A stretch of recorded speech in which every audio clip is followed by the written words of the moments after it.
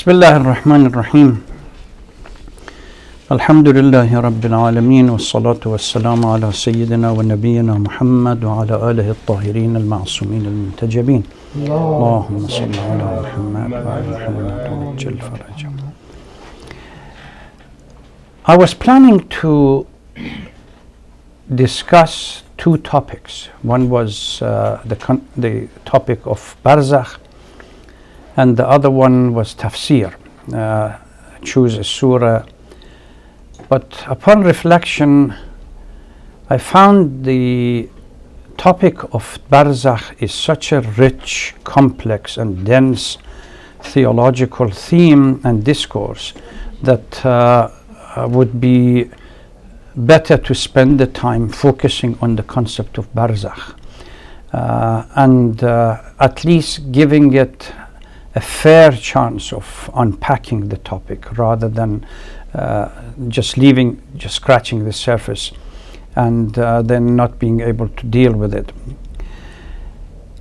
The concept of Barzakh, both from philosophical, spiritual, mystical and theological, has been addressed, and there are three verses in the Holy Quran that the word Barzakh, the Arabic word, is being used. One is in Surah Mu'minun, verse number 100. حتى إذا جاء أحدهم الموت قال رب ارجعوني لعلي أعمل صالحا فيما تركت كلا إنها كلمة هو قائلها ومن ورائهم برزخ إلى يوم يبعثون. The disbelievers will continue doing their mischief until death comes to them. Then they will say, O Lord, send me back so that I may act righteously in the world I have left behind. Never. It is a word they utter, wishful thinking, and behind them or in front of them there is a barzakh until the day of judgment or the day of resurrection. This verse is the only verse in the Holy Quran that specifically talks about the context of barzakh that we want to focus upon, which means a period divided between, if we were to think about our lives, beginning of creation, living on this world as the first phase. Then the second phase will be going into departure from this world and staying somewhere, which for the time being we call it somewhere. And then finally the day of judgment, being resurrected. So the middle phase is the one that we want to focus upon, and the verse focuses on that and calls it Barzakh. Barzakh could mean many things once we translated into English language. Could mean limbo, barrier, partition, obstacle, separation, etc.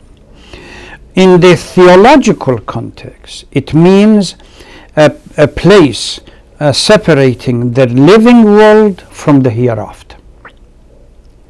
That this topic itself falls under the bigger umbrella of Ma'ad, the discourse on Ma'ad. Discourse on Ma'ad has many topics that are discussed. One of them is what happens to the soul. And once it departs human body and until the day of resurrection, that we don't know when that is going to be. That period is called Barzakh. Strangely enough, in the Holy Quran we have close to 1,400 verses that deals in one way or the other with Ma'ad. And it is one of the most detailed topics that theologian in Kalam discussed. Not philosophically, at least in theological basis. And as I said at the beginning, Mu'minun 100 specifically gives reference to this concept of the phase that the soul has to stay in after the departure. And the other two verses in the Holy Quran, one is Furqan 53 and the other one is Surah Rahman number 20, are purely examples or metaphors that brings that concept of what we call separation or somehow obstacle or partition, make it easier for ourselves to understand. And those two are primarily rests on trying to envisage.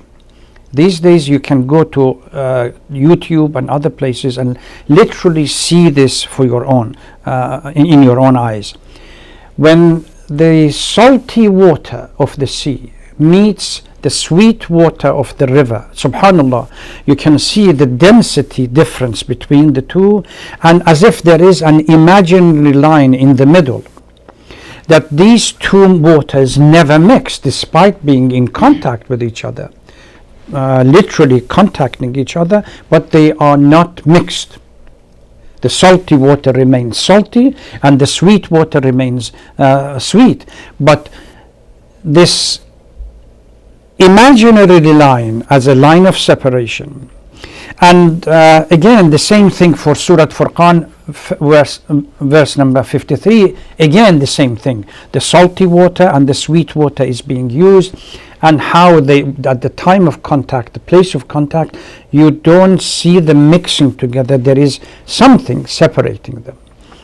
Metaphor to teach us about, or at least conceptualizing or visualizing what happens between this phase of Barzakh, which the soul goes to, and the previous life, the material life, and the hereafter. Now, the full comprehension of Barzakh and its conceptualization is very, very difficult for an ordinary people, because it's part of a topic that we really need to transition into it and experience it to be able to see what happens. And there is a debate between scholars regarding whether it begins with the moment of death or it begins begins at the moment of death, or sometimes later, or even lahdatul yaqda. There is a concept which the scholars debate. They say the last part of human life, the last few moments, Allah subhanahu wa ta'ala removes the veil from the eyes, and it's called the time of realization, or the very lahda, instance of realization, in which a soul sees the forward in front of them and what has happened in the back and behind. So literally during that lahda, one could identify the future and see it for themselves. What has happened, whether this life has been fruitful, has been an obstacle, it's been a liability. So this lahdatul yaqda, during that period, Urafa talk about that during that particular period, Tawbah is not acceptable. In the story of Pharaoh, if you read the story of Pharaoh, when he was just close to drowning, he says, now I accept what Musa has said. Al-an, Quran says, now you have accepted it, it's too late. Because now you can see what is going to happen to you in the future, and how futile your life has been. All this power, pomp, and ceremony is not going to produce anything. The idea that in this particular moment you are going to suddenly turn around and say, Astaghfirullah, atubu ilayh, it's not going to work. So Urafa say that during lahdatul yaqda, this one's tawbah and repentance is not going to be accepted. So the debate is, when does actually Alam al-Barzakh begins, whether it's starting from this lahda that you are still alive but you can see the future and the past, that's the beginning of Alam al-Barzakh, or when the soul departs, and after the soul is departed, then you you transition into a new world that is unique. From the moment of death until the moment of resurrection, soul stays in some kind of a place. That's why I said ordinary people don't have that perception or comprehension apart from Urafah, those who Allah subhanahu wa ta'ala has granted them ilm al-huduri, or granted them special knowledge and removed their veils. They are able to see. This is why we have in ahadith mutu qabla an tamutu, the concept of death willingly during one's life, so we will be able to see what is going on. Most of the books that have been given or written, compiled about Alam al-Barzakh by living scholars are exceptionally by those ulama Urafah and ulama of akhlaq and ethics and morality, that they have been able to transverse this field and be able to make some kind of projection, not in detail, some kind of projection. Certainly we can conclude from a hadith that we have, but particularly from Amirul Mu'mineen salawatullah salam alayhi, if you go to the end of Nahj al-Balagha, there is one hadith, I believe, that Imam graphically describes death. First of all, Imam says that I spend huge amount of my time trying to understand the secret, literally to crack the secret of death, and I wasn't able to. It seems that Allah subhanahu wa ta'ala has reserved that as part of the right for the divine. We really don't understand it. What happens to the soul, how it departs, etc. But then Imam gives a description, a graphic description of what happens stage by stage as we go through this process of transition and getting ready towards the departure. Please, if you have time and emotionally ready for it, go and read it, because it is something that nobody else has given us. And the scholars of Irfan talk about this. One of the major principles or part of the belief or component of the belief which prevents us from committing sin is constantly remembering death and remembering resurrection. Remembering that no matter how long or how short our life is, the time eventually will come for the departure. During Alam al-Barzakh, free will is removed from us as human beings. I cannot improve my moral and ethical status by doing something once I realize that I am in a desperate situation. But Allah subhanahu wa ta'ala's mercy has allowed us to benefit from what we have done during our life, positive or negative. This is why the emphasis on bringing up Khalafus Salih, children, generations, that they will remember the deceased, the people who have departed, and contribute to their well-being. Or you have done certain things in one's life for the sake of Allah subhanahu wa ta'ala. If we don't destroy it with riyā and ostentations and everything else, we do it for the sake of Allah. These acts perpetually produce result. There is a hadith that says people are searching for longevity in various things, not realizing that longevity comes through three sources. Number one, al-Khalafus Salih, children that you bring up, that they embody your moral and ethical principle. And if at the time, once the parents deceased or depart, they constantly remember them by prayers, Quran, sadaqat, and everything else. This constant remembrance and contributing towards their well-being, Allah subhanahu wa ta'ala takes that reward and give it to them, and they improves their situation and status until the day of judgment. The second one is knowledge that you impart to others, And then these people, the students or those who have benefited from it, constantly remember the teacher, and they say, may God bless his soul, or occasionally her soul, if you have benefited from female professors. And that's why I recommend that when you read something about your old teachers, remember them well and ask Allah to forgive their shortcomings and grant them peace, etc., etc. And recite Surah Al-Fatiha or Quran, remember them in Salat al-Layl, etc. The third one is what we call social project that benefits people on a perpetual basis. You organize, say, a water well that constantly help a community. You organize a school. You organize a clinic. You organize some social issues that deals with the community, and people come to it and benefit from it. And the benefit turns into some kind of a present given to the soul of the deceased that was the instigator for these acts during his or her life.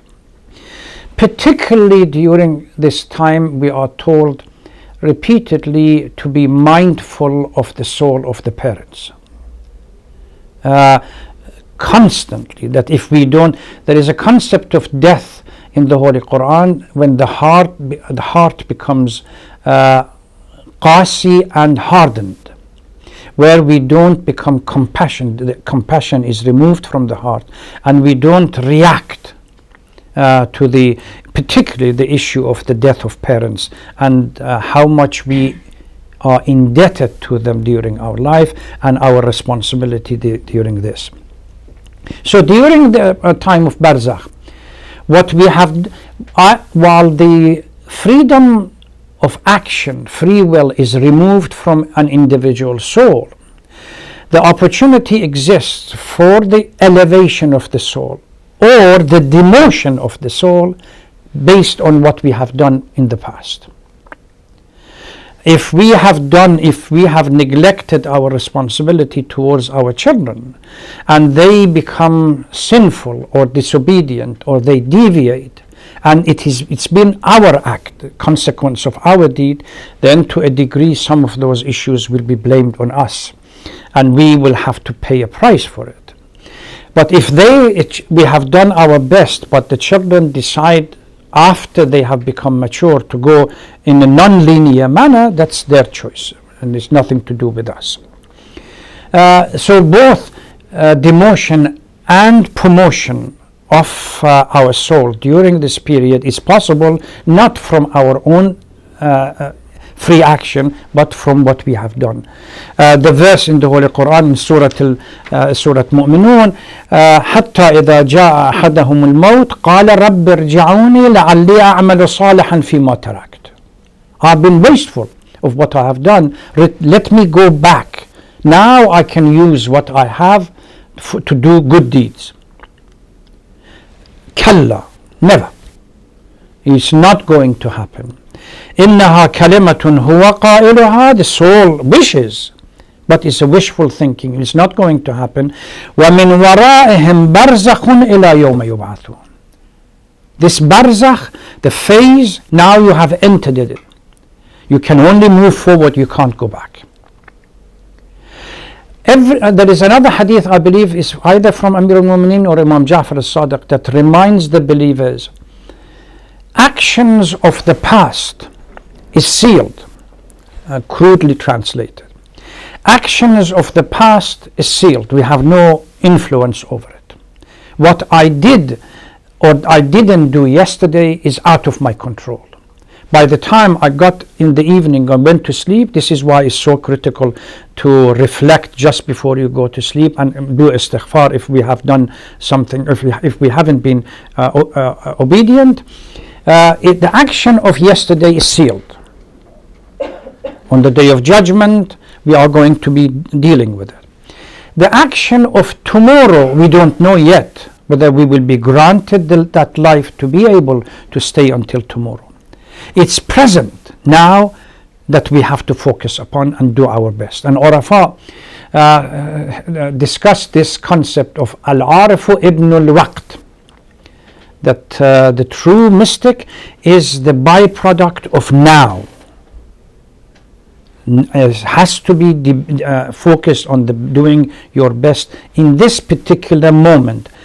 What you did in the past is gone. What you're going to do in the future is only depends on Allah's wish. This approach has an advantage that we cannot boast about the ideas in the past, because it separates. Amir al-Mu'mineen has another short hadith, nafasul mar khutahu ila mawtih. Literally, you break life into instantaneous breathing. Every breath is one step. So you break down what sadaqah I gave yesterday. It's neither here nor there. It's now that I have to deal with. I have to do my best. Salat al-Layl that I did yesterday is gone, whether it's acceptable or not acceptable. Zakat or khums that I gave to the poor, it's neither here nor there. It's now that I have to deal with. What is my responsibility now? Ibn al-Waqt means do your best. And if we connect all of these best doing in instantaneous moment, is going to make huge difference in the future. We are ready. The consequence of this doing the best in each instantaneous moment is that if Israel comes and says, Ibrahim, pack it up, it's time to go, at this particular moment I have done my best. And then I ask for forgiveness and shafa'ah and so on in the past. Imam Ja'far al-Sadiq has a hadith about the enormity of the situation during Barzakh. Wallah atakhawwafu alaykum fil Barzakh. I mean, rarely Imam swears and takes an oath, because I'm afraid shafa'ah will come to you on the day of judgment when you are resurrected. But during Barzakh you are left on your own with your own a'mal. Nothing else. There is no shafa'ah during at least from the ahadith that we shafa'ah comes finally on the day of judgment. There is a period, as if Barzakh is a period of purification that one goes through and preparation.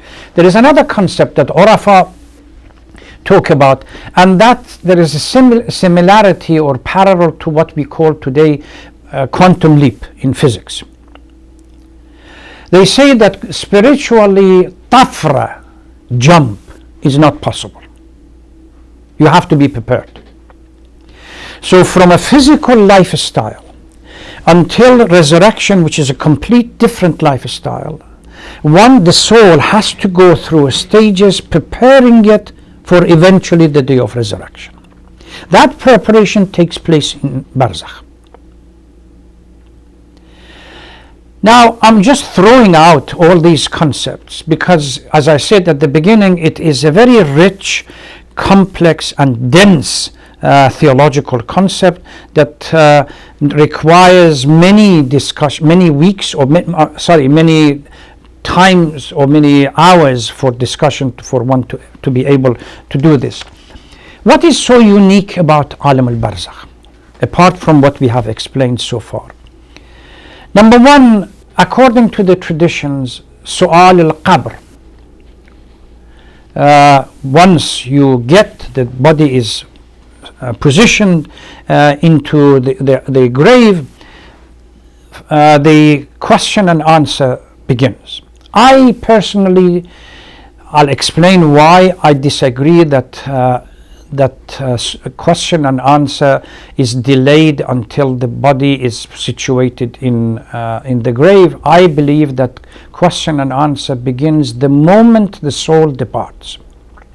Doesn't wait for when the body is positioned in the grave. That's immediately the moment that the soul departs and you enter literally and physically.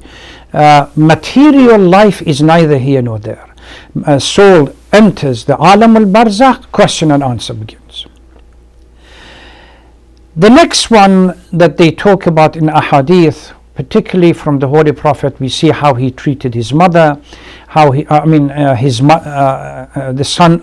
wife of Abu Talib, salawatullah wasalam alayhi, mother of Amirul Mu'mineen, his milk mother Halima, and so on, in which he went into their grave, took out a shirt of his and wrapped them, cloaked them with it, and prayed Allah subhanahu wa ta'ala to protect them from the squeeze that the grave gives to the body.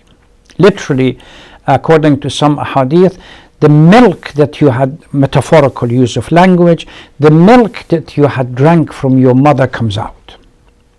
It's again a metaphorical use of language, how enormous the situation is. الناس نيام, hadith from Amir al-Mu'mineen salawatullah wasalam alayhi, إذا ما تنتبهوا. We are daydreaming in our life. It's only when we die we suddenly wake up. The veil is removed, and now we are confronted with our reality. Amir al-Mu'mineen salawatullah wasalam alayhi, after this concept of death is explained, he says everyone has three different types of friends. The ordinary friends that we associate with. As soon as they say Ibrahim is dead, even during his life, nobody wants to know. That's it. The family is our type of friends that are with you until the death, they bury you. Then remains your a'mal, your behavior, good deed, bad deed. They stay with you until the day of judgment. Barzakh is associated with this a'mal.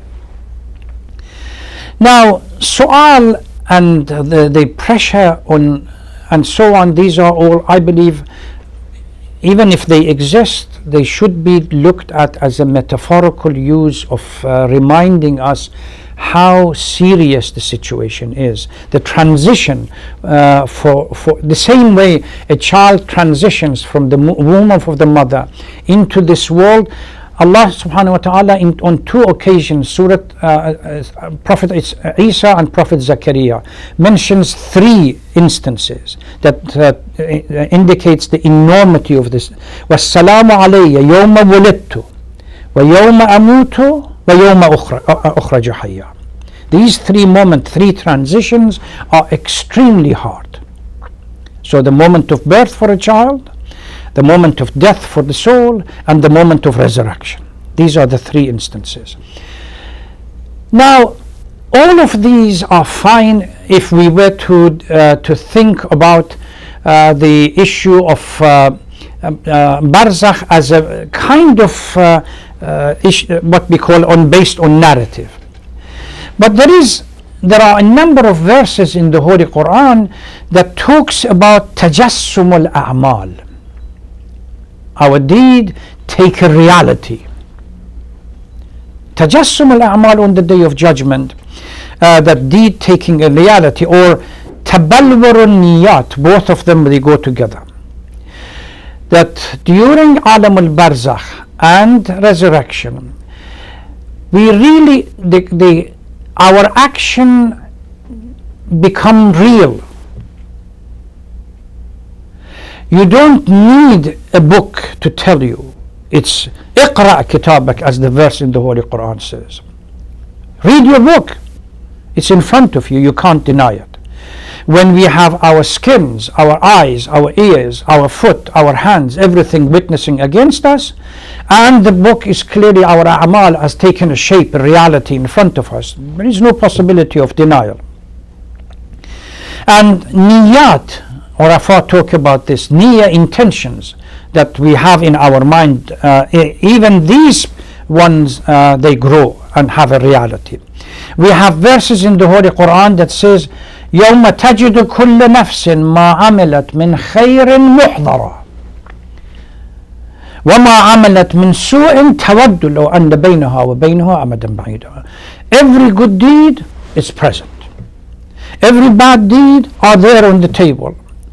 You will be happy, I will be happy with the good deeds, and with the bad deed I would like a world of separation between the good, me and the bad deed that I have committed. وَوَجَدُوا مَا عَمِلُوا حَاضِرًا وَلَا يَظْلِمُ رَبُّكَ أَحَدًا. Whatever they have done is real. So tajassum al-a'mal, all the verses in the Holy Quran regarding tajassum al-a'mal, if we were to engage them in trying to understand the meaning of Barzakh, Barzakh is a time in which we realize what is going on, what has happened in the past. Remember, lahdatul yaqza, we see it, and the moment after, all the a'mal come to haunt us and demote us if we haven't prepared for it, and to elevate our spiritual situation if we have prepared ourselves. So these are few of the issues that I have listed here regarding Alam al-Barzakh, and then I will see what I'm sure most of the brothers and sisters have read a few things about Alam al-Barzakh. We will see whether we can continue with the question and answer. Let me stop here and we continue with question. Thank you very much. Wassalamu alaikum wa rahmatullahi wa barakatuh.